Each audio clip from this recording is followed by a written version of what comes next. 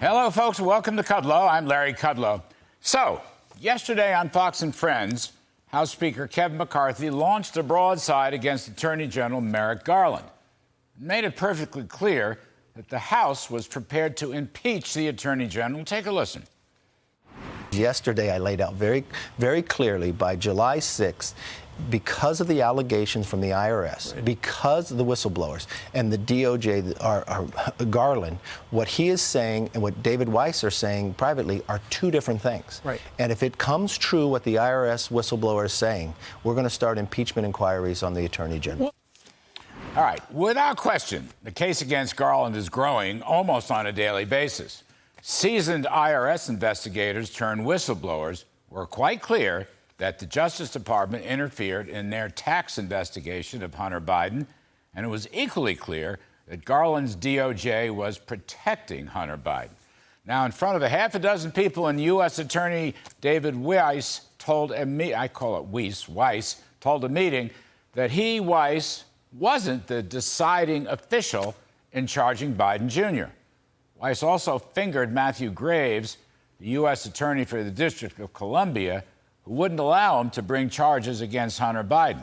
Hat tip to Bill McGurn's Wall Street Journal column on that one. And finally, Weiss asked for special counsel status and was denied by the Justice Department. Now, under oath, Garland responded to Senator Chuck Grassley a while back. He said this about Mr. Weiss.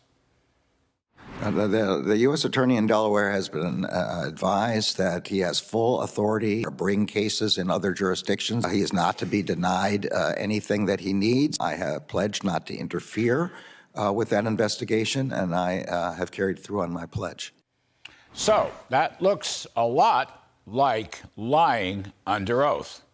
And of course, Garland has epitomized the double standard of justice prevailing during the Joe Biden years. The complete politicalization of our system, as has his cohort FBI director, Christopher Wray. I mean, think of this. Hunter Biden was investigated for 5 years, covering 2 administrations, came out with a sweetheart deal, which was punitive-wise a nothing burger. But during the Biden administration, Donald Trump was investigated for 7 months by the Garland Justice Department, and they came up with 400 years in jail for Joe Biden's principal presidential opponent. The Biden-Garland strategy, of course, to fear Trump the most and therefore put him in jail as quick as possible to avoid running against him. So that's bad. That is very bad. That is awfully bad. But in effect, legally, Garland's lying under oath, although punishable, just doesn't seem near as bad as Joe Biden taking a bribe from a foreign national, nor Joe Biden heading up a RICO-type racketeering effort by his entire family. Pay-for-play bribery is high treason and misdemeanor. I know it's an allegation at present, and I also know the evidentiary proof is not yet 100% complete. But investigations by House committees on oversight and judiciary and ways and means are moving at warp speed toward a Biden pay-for-play scandal proof.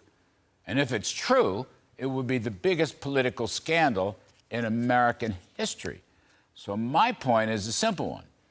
Why go for the smaller fish at justice and then let the big fish in the White House get off the hook?